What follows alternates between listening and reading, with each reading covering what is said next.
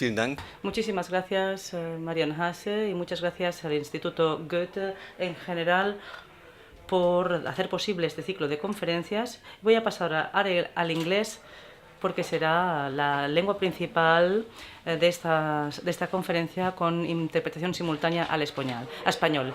Quiero recordar que esta es una serie de debates en los que ya iniciamos antes del verano. Hemos hablado de historia europea, en qué sentido los acontecimientos y las transformaciones europeas son una carga para el presente o son logros sobre los que se puede construir más Europa. La cuestión de cómo se está produciendo la europeización de las sociedades y la superación de los límites nacionales, y también hemos hablado de la crisis como un desafío a las sociedades europeas. Y seguiremos hablando esta noche de temas socioeconómicos y quizás aún más que en las otras conferencias. Se pondrá de manifiesto qué es lo que hay en juego ya a partir de los años 60, es decir, menos de 2 décadas después del mayor desastre de la historia europea. Las sociedades nacionales europeas, pero también la emergente Unión Europea, se consideró como la región en la que la cuestión social, que ya era un debate desde el siglo XIX, se había resuelto. Y gracias a las organizaciones, con las políticas económicas liberales y también con el estado del bienestar. Y ahora, desde hace tiempo, sabemos que este logro ha sido menos duradero de lo que parecía en los años 60, de modo que la cuestión vuelve a estar abierta. Y es el momento de preguntarse hasta qué punto se ha resuelto de forma incompleta y menos que satisfactoria. Voy a dejar mi introducción aquí porque nuestros invitados son los protagonistas y tienen mucho más que decir al respecto que yo. Me gustaría simplemente continuar con la presentación que ya ha iniciado Marion Haase. Klaus Hofe probablemente es el profesor de sociología más eminente de Alemania y a partir de los años 70 ha estudiado las sociedades de bienestar liberales capitalistas a la luz de los problemas estructurales que pueden causar y que pueden llevar a contradicciones y tensiones en su seno. Después siguió analizando y estudiando la transformación de las antiguas sociedades de la antigua Europa del Este y su transformación hacia el capitalismo liberal, y en las últimas 2 décadas, podríamos decir, ha ido considerando de qué modo la Unión Europea transforma el tema y puede traer soluciones, pero también causar nuevos problemas, sobre todo en lo que yo considero un artículo rompedor de hace unos 15 años sobre la conexión entre las economías capitalistas de mercado, la solidaridad social y las políticas liberales, hasta qué punto dependen unas de otras en sociedades de constitución nacional, y a partir de entonces ha seguido explorando esta conexión en particular. Bostrat, a su vez, es historiador especializado en siglos XIX y XX, y tampoco se escapa nunca, rehuye nunca el presente, que es lo que suelen hacer los historiadores. Y hemos tenido el placer de trabajar juntos en la Universidad Europea de Florencia, en el Instituto Europeo, durante 10 años, estudiando la modernidad europea y cómo surgió la organización política europea y qué tipo de tensiones surgen dentro de este contexto.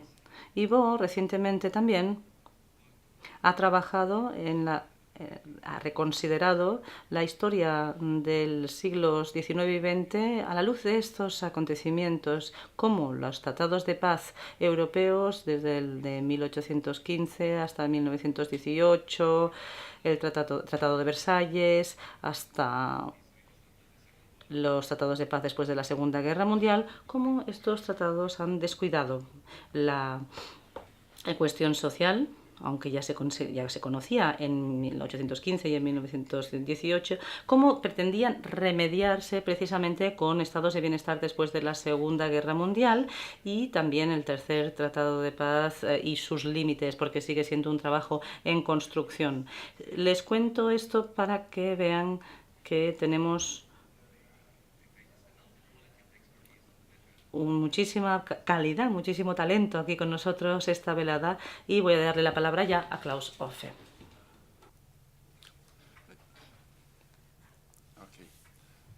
So, thank you very much for your...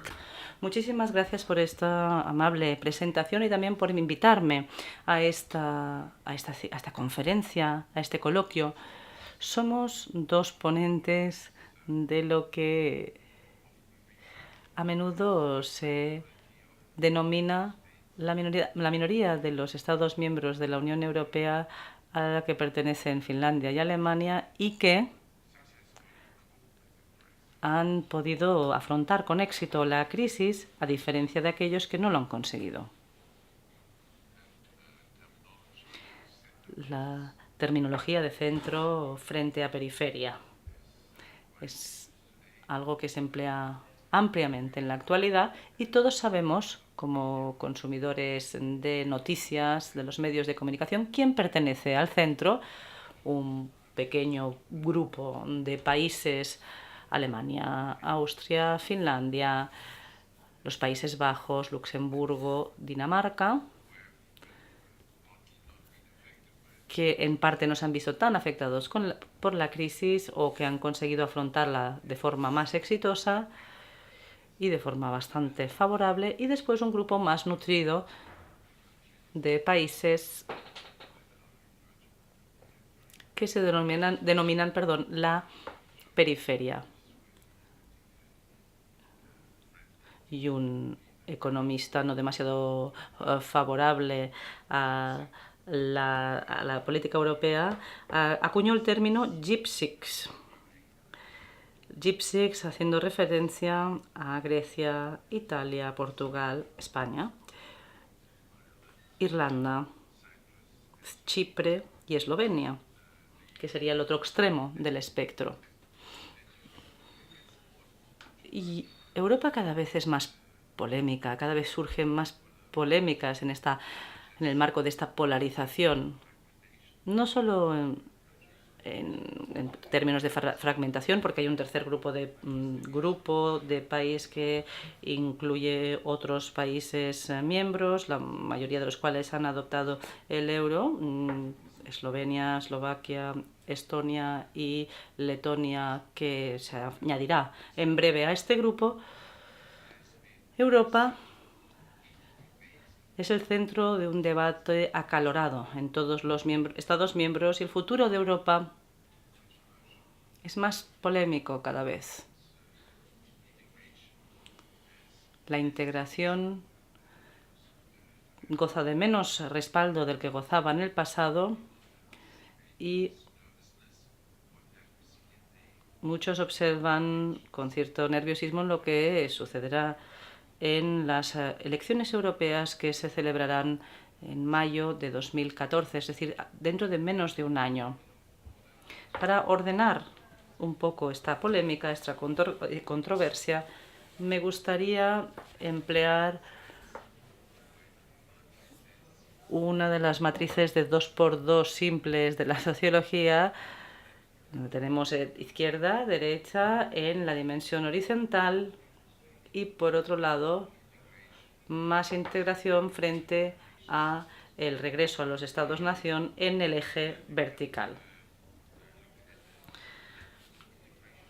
Y todos nos podemos fijar en los integracionistas de izquierdas, personas que piensan que Europa a la larga puede convertirse en un proyecto democrático, que en la actualidad no es un Estado, no es una democracia. Debería convertirse en algo que aunara ambas cosas, es decir, un ente democrático, un ente basado en el consenso, en la legitimidad,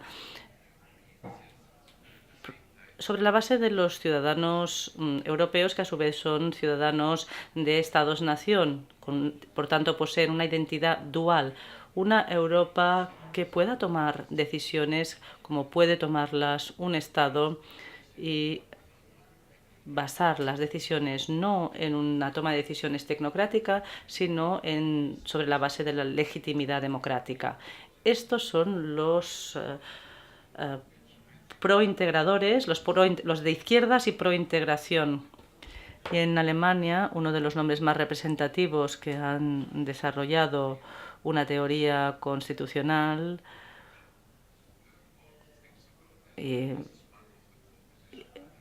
esta es una de las, lo ha descrito así, y esta es una de las 4 posiciones que yo quería describir. La segunda posición sería la derecha del mercado libre y prointegración también. Creen que el euro es un invento fabuloso porque promueve la división del trabajo y el comercio entre los Estados miembros de la Unión Europea.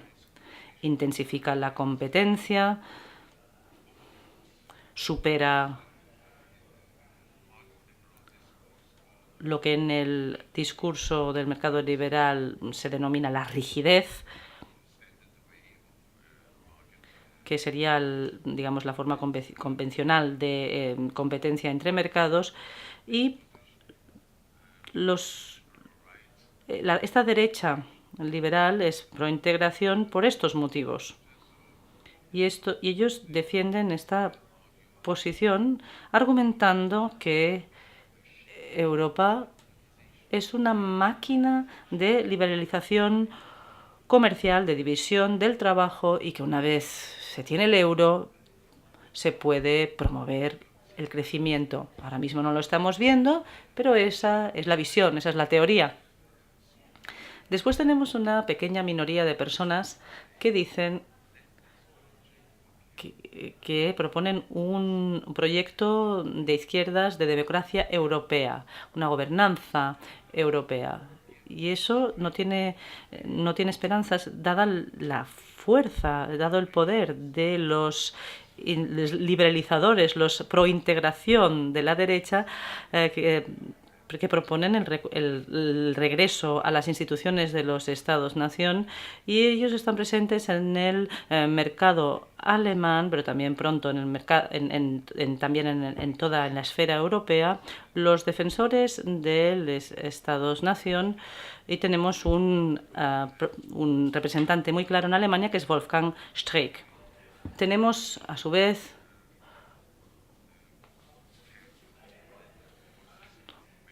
una serie de fuerzas políticas que pertenecen a la derecha nacionalista, que defienden ese regreso al Estado-nación, antieuropeos, por tanto, antiliberales también a menudo, y populistas, partidos populistas y antidemocráticos que desempeñan su papel en muchos países europeos. Estas 4 posturas que acabo de desgranar, estas plantillas están rellenas de forma irregular de fuerzas políticas, más mayoritarias, más minoritarias, pero que en cualquier caso las minoritarias también con su potencial de crecimiento. Y tenemos también los de izquierdas anti-integración, que argumentan que Europa es un modelo de integración y de liberalización neoliberal, y quieren una distribución justa, una representación justa de las clases sociales y de las fuerzas políticas, y para ello hay que volver al Estado-nación, porque Europa no proporciona este marco, estas posibilidades. Me gustaría introducir otra distinción, ya me dirán cuándo tengo que parar de hablar, una distinción que empieza con un acrónimo, con unas siglas en inglés, un acrónimo que comentaré brevemente, el ESM, que significa 2 cosas. Y lo que yo pretendo argumentar aquí es que estas 2 cosas son diametralmente opuestas. ESM, que significaría el European Social Model, el modelo social europeo, y el modelo social europeo es una visión respaldada, impulsada y fomentada a lo largo de toda la historia de la Unión Europea, empezando con el Tratado de Roma, y que combina tres cosas. Es como modelo de sociedad justa. Combina un acento sobre el crecimiento económico que llevaría al pleno empleo. En segundo lugar, subraya la protección social, la inclusión social y la mejora, como promulga el Tratado de Lisboa, la mejora de las condiciones laborales, es decir, justicia en el puesto de trabajo. Y en tercer lugar, hace hincapié en la democracia, y no solo en la democracia como forma de sufragio universal y de competencia justa y legítima entre partidos políticos, sino también la democracia industrial, la representación de los trabajadores en el puesto de trabajo, en la empresa. Esta es una lectura del ESM, de esta sigla ESM, y por otro lado, ESM, European Stability Mechanism, mecanismos de estabilidad europeos. Este mecanismo de estabilidad europeo se ha adoptado en los últimos años como respuesta a la crisis, a la triple crisis a la que se enfrenta la Unión Europea. En primer lugar, la crisis bancaria o de los mercados financieros, que ha conducido a una crisis fiscal, a una crisis de deuda soberana, y que a su vez conduce a una crisis de las instituciones europeas. Instituciones europeas como el Banco Central Europeo, pero también la Comisión Europea y también el Tribunal Europeo de Justicia tienen que intervenir para realizar una serie de operaciones de urgencia que permitan estabilizar las condiciones sin tener para ello ningún mandato democrático. Y esto es, por supuesto, estamos hablando del euro. La introducción del euro, todos los expertos, sin excepción alguna,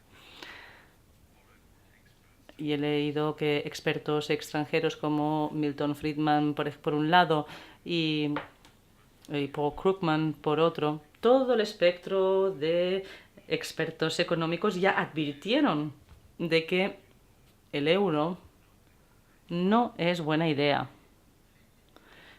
En un ámbito monetario tan heterogéneo, en cuanto al PIB, las políticas sociales, heterogeneidad, en todos estos ámbitos también de cultura económica, son tan discrepantes todos estos aspectos entre los miembros de la eurozona que es muy improbable. Era muy improbable en los 80 y 90, ya se dijo que esto fuera a funcionar. Creo que existe un amplio consenso en la actualidad de que la introducción del euro en esta amplísima y heterogénea zona monetaria fue un gravísimo error. Pero la gravedad del error la subraya también otro hecho ampliamente comprendido y aceptado, de que regresar a la situación previa al euro de divisas nacionales y de soberanía monetaria nacional sería un error aún más grave. Es decir, estamos ante un error que no se puede resolver sin infligir un daño gravísimo a todo el conjunto. Estamos atrapados en el euro, por tanto, aunque tenemos razones para comprender que el euro no fue buena idea. Y tenemos que simplemente hacer lo que podamos con esta situación actual.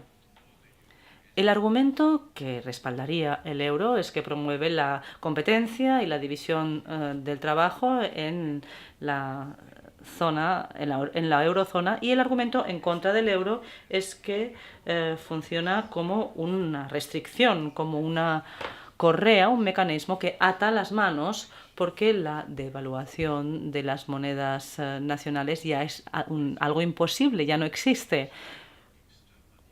Y puesto que ya no puede haber devaluación externa, entonces hay que recurrir a la devaluación interna, tal como se la denomina ahora ampliamente. Y esto es una manera, un eufemismo para decir que hay que reducir salarios, las prestaciones sociales, el sistema educativo. Todo ello debe someterse a un régimen férreo de austeridad, un régimen de austeridad que no solo no se basa en una legitimidad democrática, sino que destruye las democracias nacionales.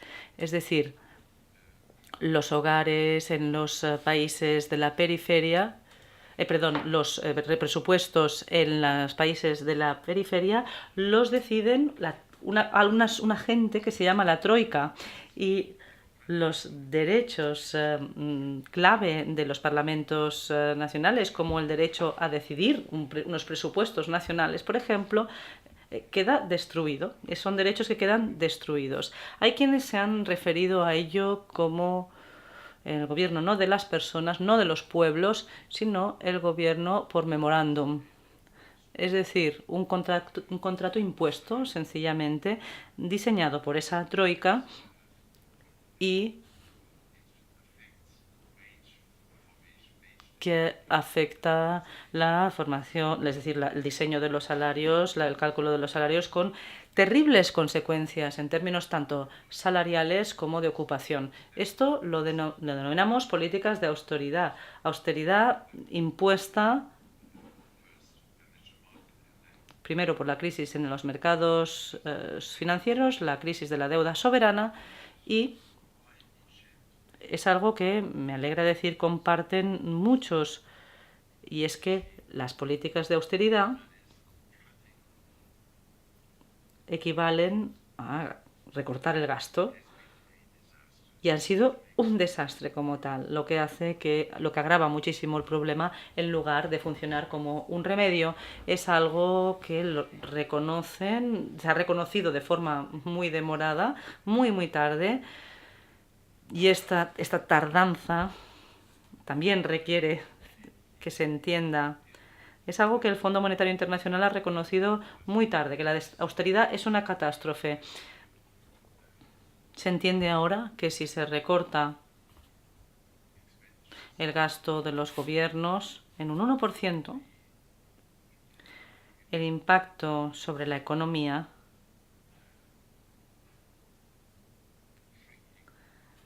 será un recorte del crecimiento en un 1,6%. Es un multiplicador negativo, por tanto, es el término técnico, un múltiplo negativo de 1,6%. Un 1% se convierte en un 1,6% de encogimiento del crecimiento. Esto no mejora la situación de la deuda. La proporción de la deuda estatal respecto al PIB, desencadenando este efecto económico negativo. Esto es algo que se entiende perfectamente, el impacto negativo. Parte de la situación, y ahora paso a comentar las políticas sociales, parte de la situación se debe a que Europa o las instituciones europeas, una alianza de instituciones europeas como la así llamada Troika, obliga a los Estados miembros a recortar sueldos en un proceso interno, en el marco de una devaluación interna, a diferencia de lo que sería una devaluación externa. Los tratados describen literalmente las políticas fiscales y políticas sociales como nominalmente exentas de la política a nivel de la Unión Europea. La Comisión Europea, el Parlamento Europeo, dicen nada tenemos que ver con todo esto. Son ustedes los que deciden sobre sus pensiones, desempleo, mercado laboral, política familiar, lo que es el grueso de la política social, ¿verdad? Pero esta autonomía nominal de los Estados miembros, que pueden, por así decirlo, tomar sus propias decisiones, se ve gravemente subvertida por el hecho de que el presupuesto para el gasto social viene impuesto, viene dictado en función de sus resultados económicos, y esto se impone desde Bruselas. Aquí la variable clave es el coste unitario de mano de obra. Un botón de muestra que quiero darles para equilibrar la balanza comercial internacional entre los Estados miembros de la eurozona. Se requeriría que, para reducir el superávit exportador alemán a cero, sería necesario, digo, que los productos alemanes fueran un 20% más caro en mano de obra y en fiscalidad, en tributación también, mientras que un producto griego, para compensar el déficit comercial griego, deberían ser un 40% menos caros, un 40% más baratos para ser competitivos. Pero ahora están todos maniatados en un sistema único, una moneda única, en un único régimen. No tienen mecanismos de ajuste más que recortando déficits, recurriendo a recortes salariales, recortes públicos, que a su vez vienen dictados por las instituciones europeas, que a su vez no se basan en una legitimidad democrática. En fin, en suma, ¿qué podemos hacer en una situación de esta índole? ¿Qué podemos hacer para mantener no solo los niveles de justicia social, equilibrios sociales, lo que quiera decir estos términos, no solo para esto, sino qué podemos hacer para recabar el apoyo del ciudadano europeo para con el proceso de integración europeo? ¿Qué podemos hacer o hay que tirar la toalla? ¿Debemos abandonar, quedar en manos de nacionalistas, de izquierdas o derechas? ¿O qué podemos hacer? Hay una serie de ideas que requieren recursos políticos de cierta envergadura. Una posibilidad pasa por la armonización de los impuestos sobre la renta, impuesto de sociedades, impuesto de valor añadido, impuestos sobre la venta en Europa, que son muy variopintos en estos momentos y que hace que los estados nacionales europeos compitan entre sí, compitan para hacerse con inversión, que a su vez capaz de crear empleo. Pues bien, crear un único nivel para todos que podría resultar útil, es decir, la armonización de los tributos, que es algo que aparecerá en breve en la agenda. También debería existir una política europea antipobreza o de alivio de la pobreza, que encomiende a los Estados miembros la definición de una línea de pobreza por debajo de la cual ningún ciudadano europeo debería caer. Una tercera posibilidad, que es mi preferida, aunque no he conseguido encontrar mucho apoyo por parte de los políticos precisamente, pero quizá el futuro me lo depare, es el coeficiente Gini. ¿Conocen el coeficiente Gini? Mide la calidad social. Por ejemplo, si toda la renta de un grupo va a una única persona y asume el valor de cero es cuando prevalece una distribución absolutamente igual de la riqueza. En fin, el coeficiente Gini mide la situación y la distribución de la renta y su equidad. Entonces, ¿por qué no promulgar una legislación europea del siguiente cariz? Por ejemplo, si uno tiene la riqueza en términos de PIB, como lo tienen los Países Bajos, pues que el coeficiente Gini no supere 20,29. Un país tan pobre como Bulgaria, bueno, pues que se le permita un coeficiente de Gini de 0,34 hasta que se restablezca cierto nivel de riqueza. Por ejemplo, en Europa gestionamos la contaminación, ¿verdad? Hay leyes anticontaminación. Entonces, ¿por qué no definimos un coeficiente de Gini a nivel europeo? Pero bueno, la propuesta seria que está sobre la mesa es la propuesta de la mutualización de la deuda. Podemos llamarlo eurobonos, podríamos calificarlo de ampliación de la limitación temporal, los plazos de la deuda pública. En fin, sería esto una redistribución masiva en dos dimensiones, a saber, de Estado a Estado y de clase a clase, respectivamente. Y en la situación actual, y con ello concluyo, asistimos a un deterioro masivo de las condiciones sociales de grandes partes de la población y huelga decirlo aquí ante un público español, catalán, huelga calificar la situación. Claro, en las estadísticas europeas son estadísticas de necesidades, needs, una sigla que en inglés significa personas que no tienen empleo, formación ni capacitación. Personas que no tienen acceso al mercado laboral, no tienen acceso a ningún mercado, por tanto, jóvenes que sencillamente han quedado excluidos de las instituciones formativas, de capacitación, los llamados ninis, por ejemplo, ¿verdad? Los jóvenes entre 15 y 24 años de edad, bueno, observamos cifras del 20-25% de paro juvenil en muchos países en la periferia europea. Está una generación perdida, personas que han quedado totalmente excluidas del mercado laboral.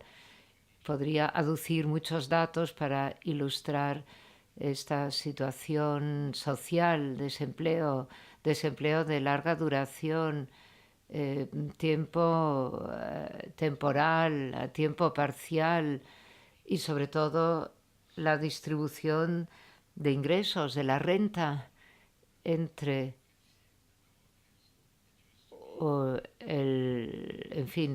el nivel superior y el quíntuplo inferior. Antes era un factor de 5, ahora se ha convertido en factor de 7 y la pregunta es, ¿el crecimiento económico, si se produce, será capaz de ayudarnos a superar esta situación? Si es posible llegar a este crecimiento económico, ¿realmente se conseguirá mejorar la situación? Esa situación caracterizada por condiciones laborales, por trabajo en precario, pobreza, etc. Claro, nadie sabe cómo restablecer el crecimiento. Las doctrinas económicas que se recomiendan están diametralmente opuestas. Hay los neo-keynesianos, hay los liberales del mercado, cuyos conocimientos económicos no son fiables. Arrostramos la depresión en Europa. El crecimiento no es la panacea, no es ese remedio que podamos adquirir pensando en un posible pleno empleo. Y esta polarización precaria es muy probable que genere fuerzas políticas no precisamente favorables a Europa, sino que en esa matriz que les comentaba antes, 2x2, pues estarían en el extremo izquierdo inferior. Probablemente reforzarían las fuerzas de antipopulismos antieuropeos que vemos que afloran en muchos países. Aquel que desee defender la integración europea, por tanto, se verá obligado a hacer algo en materia de justicia social para afianzar esas fuerzas políticas capaces de apostar por esos objetivos de la integración europea que la directora del Goethe, señora Hase, mencionaba inicialmente. Muchas gracias. Thank you very much, Klaus Offe. Muchas gracias, Klaus Offe, por su atinado análisis. Y ahora doy la palabra inmediatamente a Bo Straat. Adelante.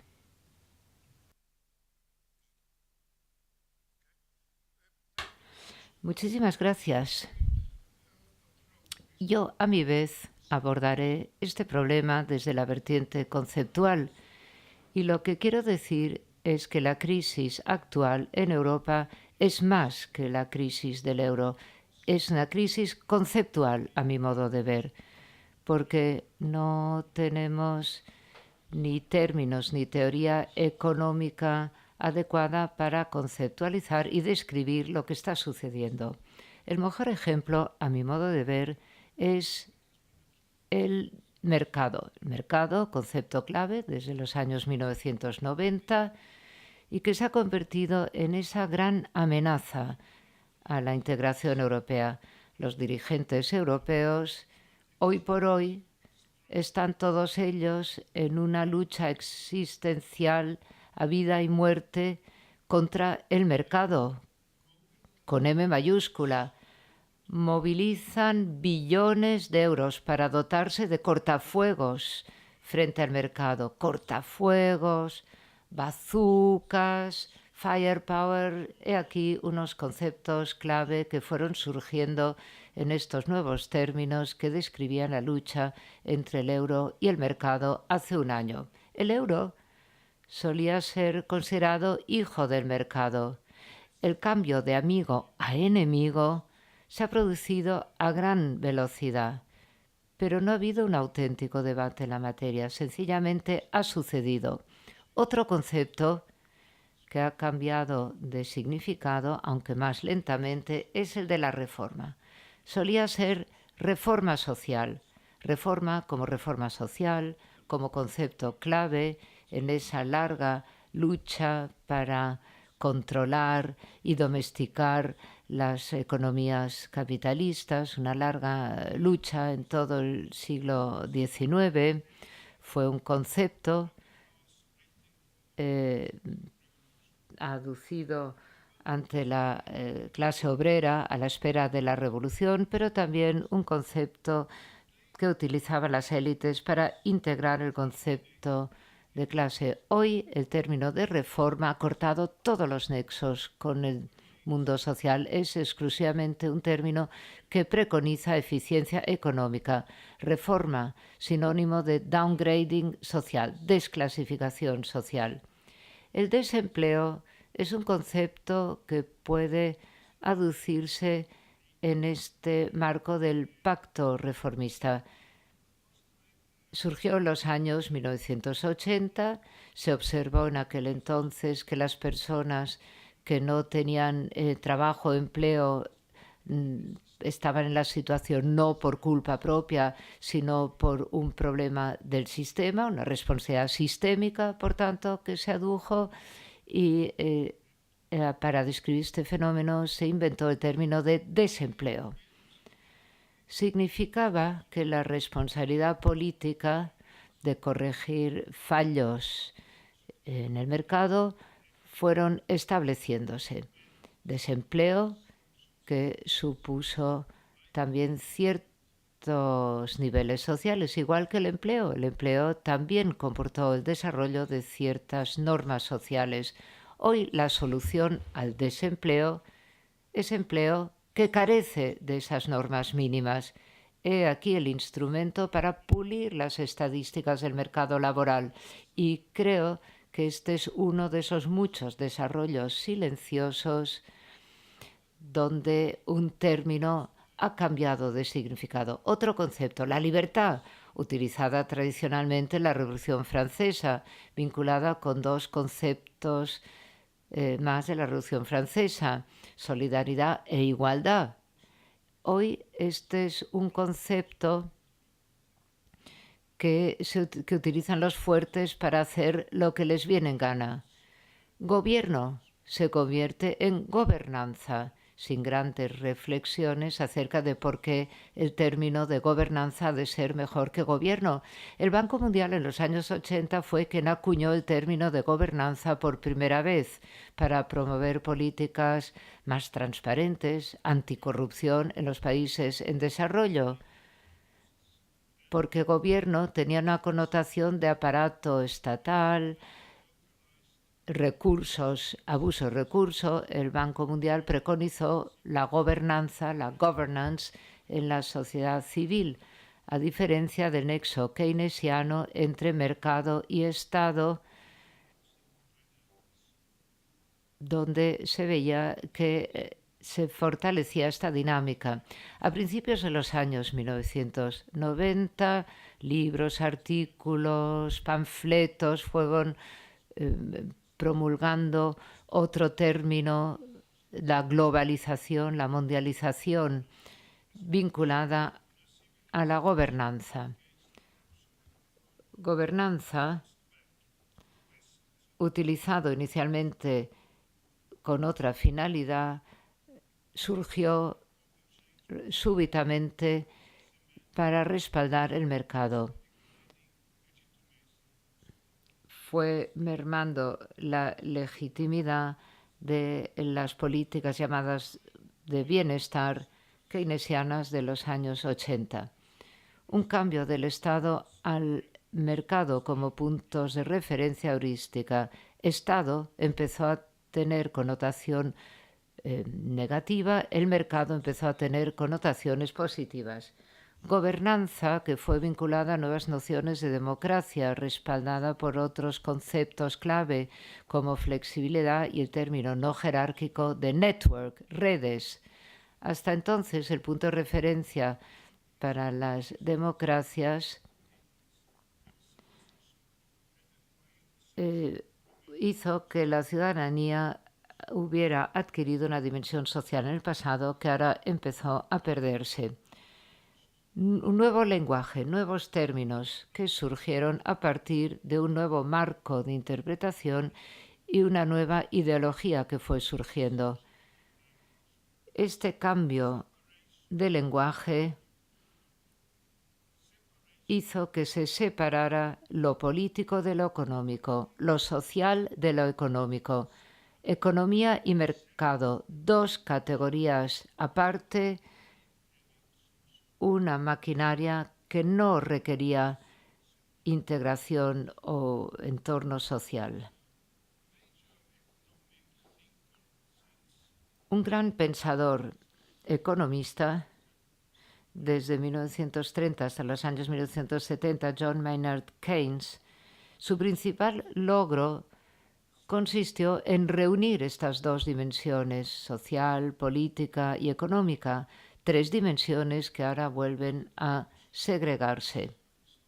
La conclusión a partir de este desarrollo histórico observado es que se requiere una nueva nueva teoría socioeconómica que reúna de nuevo lo político, lo económico y lo social. El mercado no es esa maquinaria autopropulsora. Hasta los años 1970 hubo una teoría que describía cómo la política puede gestionar y manipular las variables económicas, como la inflación, niveles de empleo, índices de crecimiento, etcétera, etcétera.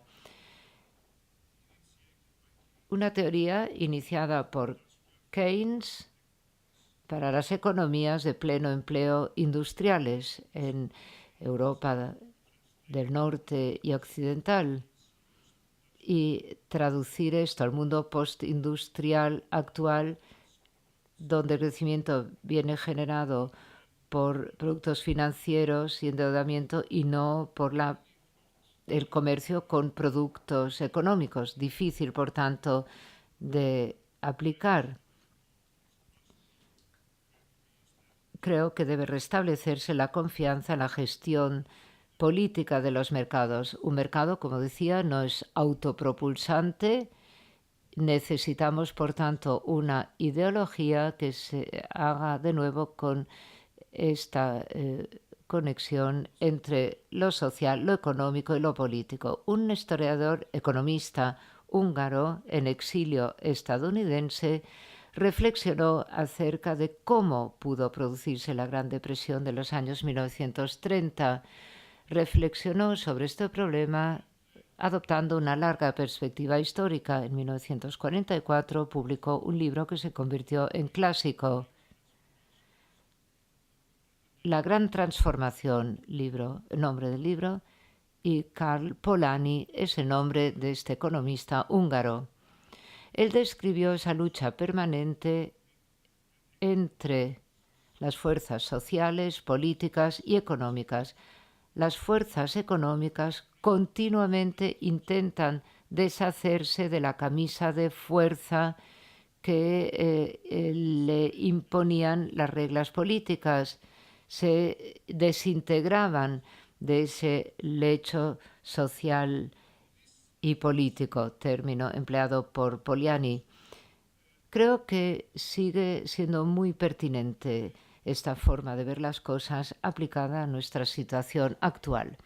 Creo que todos estamos realmente asistiendo a una desintegración acelerada de las fuerzas económicas desde los años 1980, y lo que sucede ahora no es fácil de entender, si seguirá adelante, si se va a interrumpir, qué va a surgir en su lugar, quizá una nueva incorporación política, no sabemos. Un filósofo historiador, Ronald Kosensky, observó la dinámica entre la crítica social y la crisis como el motor de la modernidad. Con el inicio de la filosofía de la Ilustración, la crítica de las condiciones sociales aportaron la experiencia de las crisis políticas. La Revolución Francesa fue el caso que lo ilustró. Los que estaban en el poder tuvieron que responder a las críticas y establecer nuevas responsabilidades, pero esto solo supuso soluciones temporales, puesto que los grupos quedaban insatisfechos, pronunciando nuevas críticas, de forma que siguió adelante la cosa bajo el término de progreso. El instrumento intelectual de los críticos fue y es la traducción de las experiencias en nuevos horizontes de expectativas, reincorporar las fuerzas económicas que se habían desintegrado.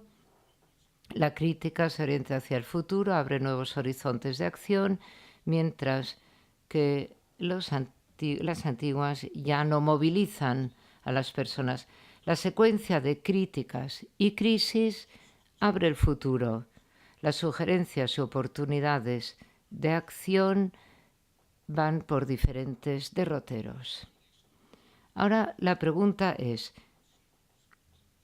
¿qué ha sucedido a este escenario preconizado por Kosellex de crisis y críticas que se fueron sucediendo? ¿Dónde está la crítica?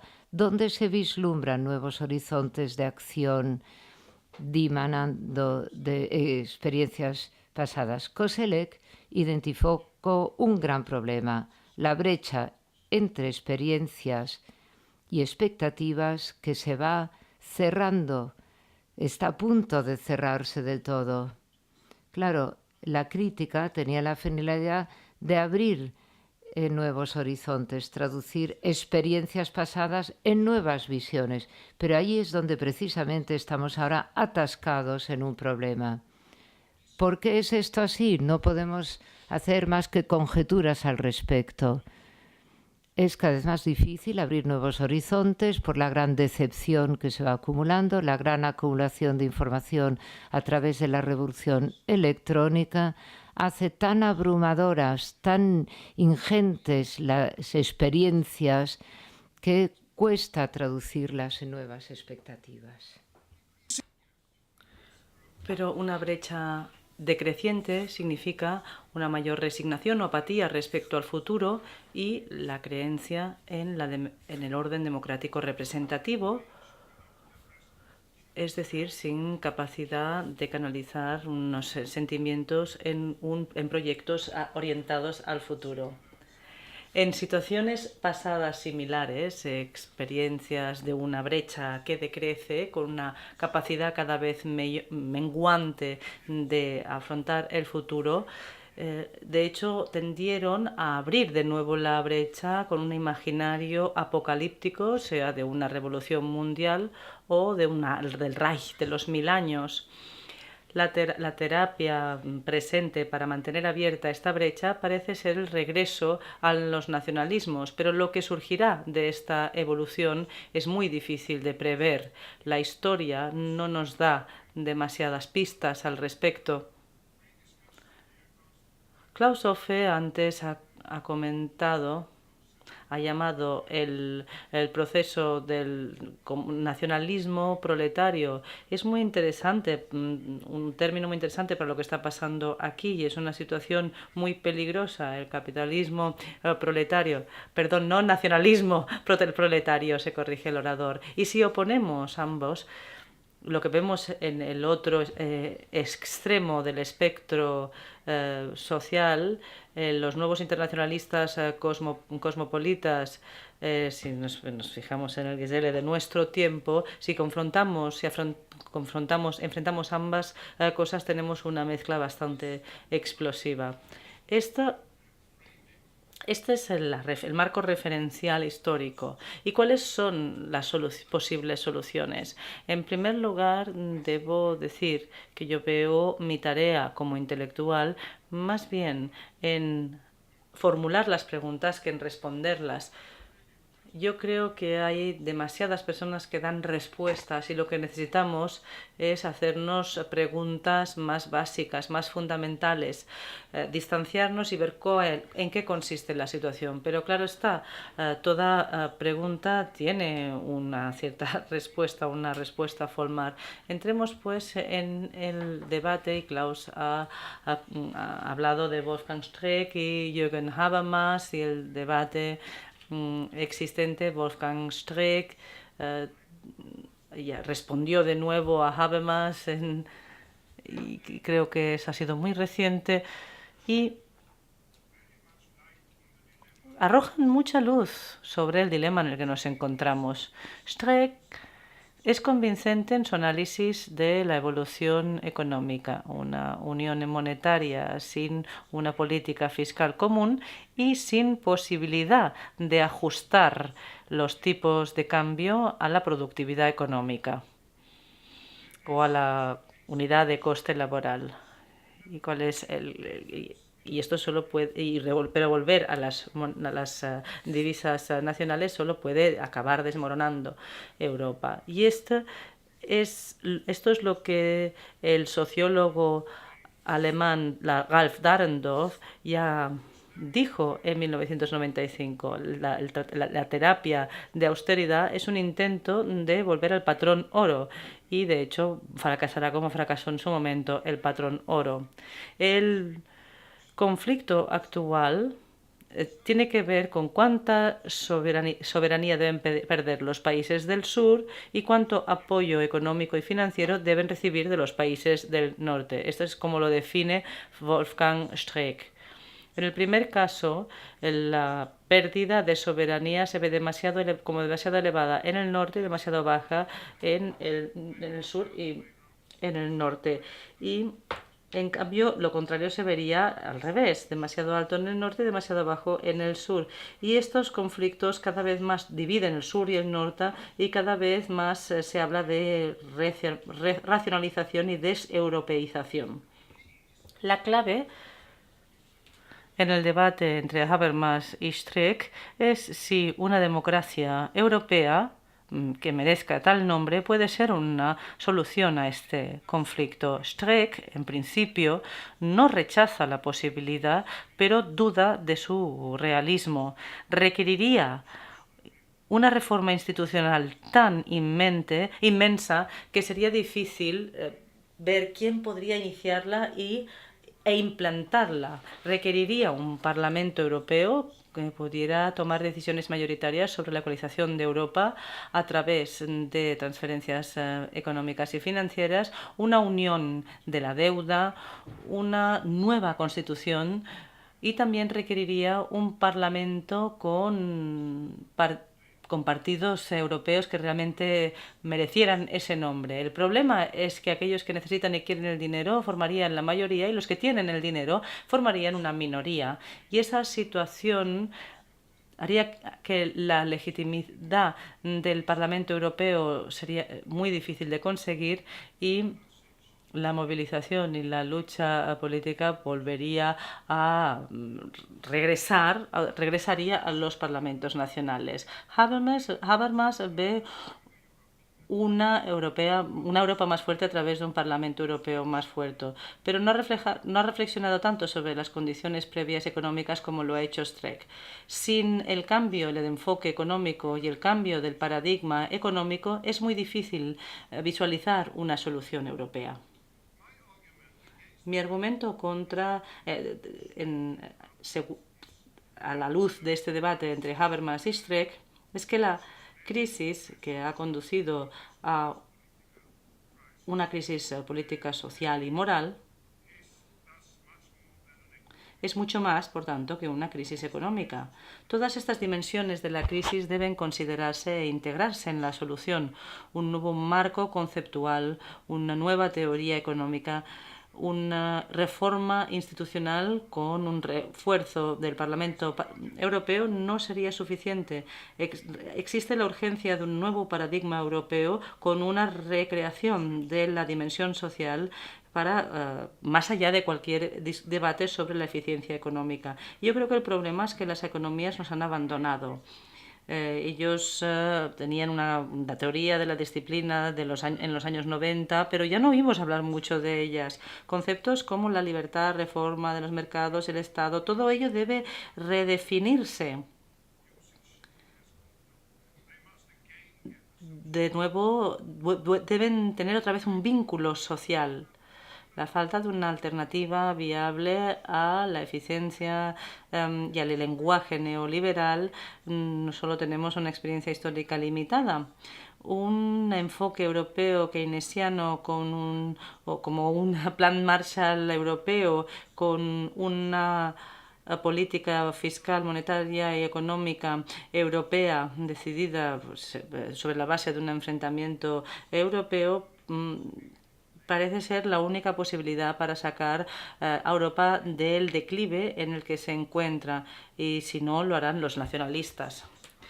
Las nuevas fuerzas deben proceder del Parlamento Europeo, no solo a través de una reforma institucional, sino también política, acompañada de una innovación conceptual y un nuevo lenguaje respaldado por una nueva teoría económica. El Parlamento Europeo debe ser la base de un proyecto de una Europa social, y el desatrancamiento de las fuerzas de mercado, para utilizar esta metáfora, debe acompañarse de un reapalancamiento político. Y esta nueva normativa debe diseñarse con un nuevo debate y una nueva contención europeas. No hay otra forma para este paso tan importante hacia una nueva Europa. Evidentemente, esto no sucederá tan solo con que el Parlamento Europeo se reúna y hable de más cuestión social, sino que tiene que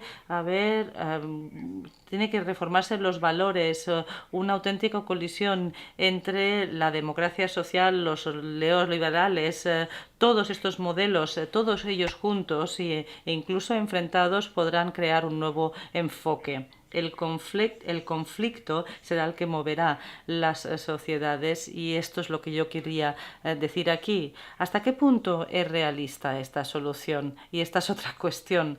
Es difícil visualizar una fuerza política para tal evolución ahora, en estos momentos. Es improbable que una propuesta así para la solución de la crisis europea tenga resonancia, se puede hacer eco en la sociedad, pero tiene un fundamento intelectual, y este debería insistir en su necesidad. Muchísimas gracias.